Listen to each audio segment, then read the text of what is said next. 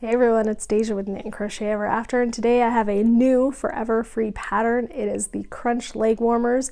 These actually used to be a paid pattern, but leg warmers didn't really do well. But now, for whatever reason, 80s fashion is back. So I was like, let me bring these out and make them free so that anybody that wants to, rock them with their 80s gear has got them. But you could also make them like a boot cuff. I think you could definitely make a cute little boot cover that is a little bit longer for extra warmth. So either way, it's a good pattern. But you can get the free pattern in the link in the description. As always, I have free patterns, limited time free patterns, paid patterns. It just depends on what it is. Each video will tell you, but some of these are given away free for a limited time, so you don't want to miss those basically. So make sure that you subscribe to the channel, hit the notification bell. That way, when they are released, you get them immediately and you don't miss out on the free stuff. So go download this pattern and we'll get started. So for this pattern, I used Red Heart Super Saver. That's right. And I washed these suckers, and this is how they came out of the washer and dryer. I just put them right through, and they're actually fairly soft. So they do, when you wash the Red Heart, it will get softer. It's not going to be like a wool or anything, but Red Heart Super Saver has really good structure, so that's why I picked that, because slouchy, like you can make them slouchy, but because of the structure, you can kind of pick how slouchy you want them to be, rather than them just being like balled up at your ankles, because you don't really want that. That's not really a leg warmer, that's an ankle warmer. So I used a more sturdy type yarn so that I can control the slouch, if that makes sense. So these are great for anybody with a wool allergy. If you don't have a wool allergy, 100% wool would be a fantastic idea as well. Not like a merino, but like a hardy wool. So that way it's warm, it's got structure, and it, if you kick a puddle, it keeps your shoes dry, or at least your top part of your shoe. So that's the yarn recommendation. Let's get started with the pattern. So this is worked flat and then in the rounds. Let me get rid of one of these so I can have more hands. So the cuff portion is going to be worked flat, which is great because then you can, if you don't want to mess with gauge and you don't know what size you really need yet, just start making it and wrapping it around like the biggest part of your calf or where you want it to sit. And once it's that, around there, you could, if you want it to be a little stretchy, I like to do it where it fits around without stretching, so that way it's not like looking all like super stretched out when you're wearing it. I just like that look better. So we make that, and I'll show you how to make that. Then we join it. I'm going to show you how to do that too. Then we're going to work on the body, and I'm going to show you that too. And then we're going to finish off with a slip stitch, and guess what? Yes, I will show you how to do that. So it's going to be a very, very easy beginnerish project. The hardest part is going to be once you join the cuff and then have to start working in the round. And that's just one round of paying attention and taking your time. So we'll explain that as we get to it. So let's go make this. So to begin our leg warmer, regardless of the size, you're going to chain 11. So all of the sizes are going to start the same. It's just the circumference of it that's going to be different. So they're all going to be about a 3-inch cuff. So then we're going to just do a lot of single crocheting. We're going to skip that first stitch and we're going to single crochet into each of the stitches across. So our pattern repeat is going to be pretty basic. It's going to be 2 rows of single crochet and then 2 rows of single crochet in the back loop only. And we're just going to alternate that for the given rounds for how big of the circumference that you need. And this can be adjusted for children. You can do less rounds or even a less of a cuff if you want to fit a smaller child. So it's pretty easy to customize. So I've finished my 10 single crochets for the first row. I'm going to turn and then I'm going to do another row of single crochets. So if you wanted to make a smaller cuff, just reduce your chains, you know, maybe like a 6-stitch cuff for a smaller child. Then you can also make the circumference less, like I said. If you have the person right there, just keep measuring it around their leg.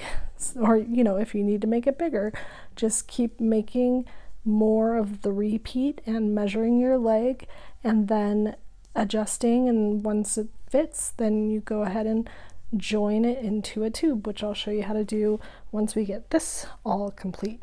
So for the next 2 rows, we're going to be doing single crochet in the back loop only. So we always chain 1 at the beginning of each row, and then I'm looking for these V's right here that are on top of our stitches. We're going to work into that back loop because it's the furthest away from you, which is your back loop. I'm going to pull up and make a regular single crochet. So the easy way to kind of get in there is go right in between the 2 loops and push kind of diagonally down, and that gets you into that back loop pretty easy without having to really kind of turn and look at it every single time. Once you get that kind of habit down, it's a lot easier. So you'll see that I only catch 1 loop of yarn, that is that back loop. You don't want to like reach down and grab other loops in there, you're just grabbing that 1 loop. And then this is the 3rd row of the 4-row repeat. So again, we're doing 2 rows of regular single crochet and then 2 rows of single crochet in the back loop only. I cut an extra strand there.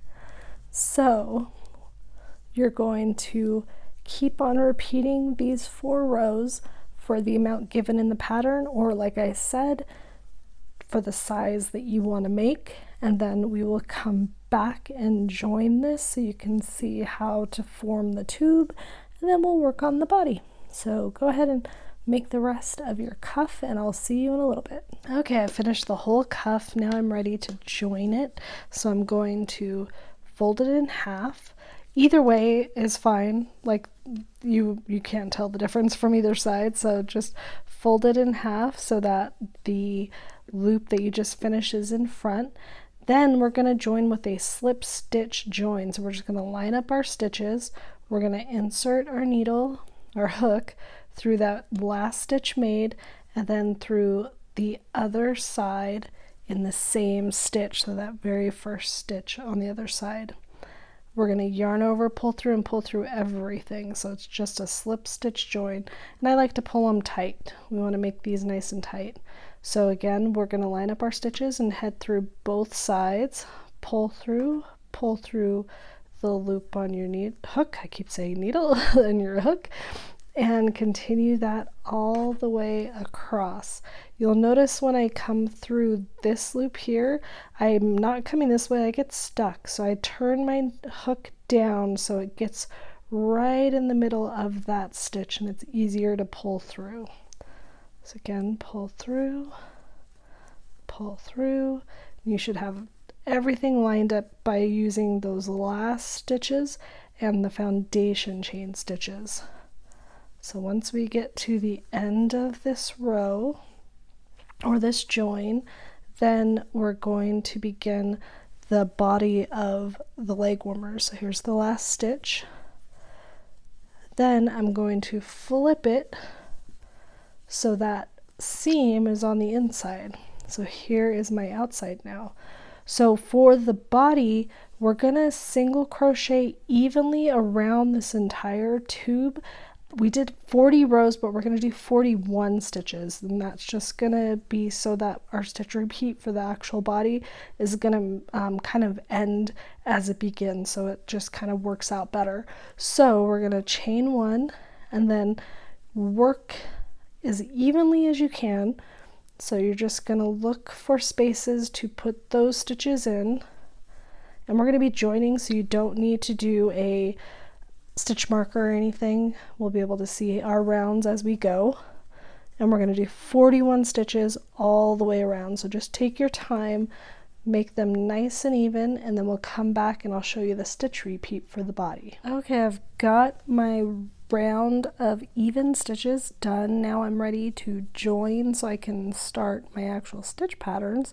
So I'm going to do a slip stitch in the first single crochet of that previous round, and I'm going to keep working into that stitch and joining so that my seam is as straight as can be. So I'm going to chain 1 for round 2, and our stitch pattern or stitch repeat is going to be single crochet in the first stitch, and so that's right where we joined.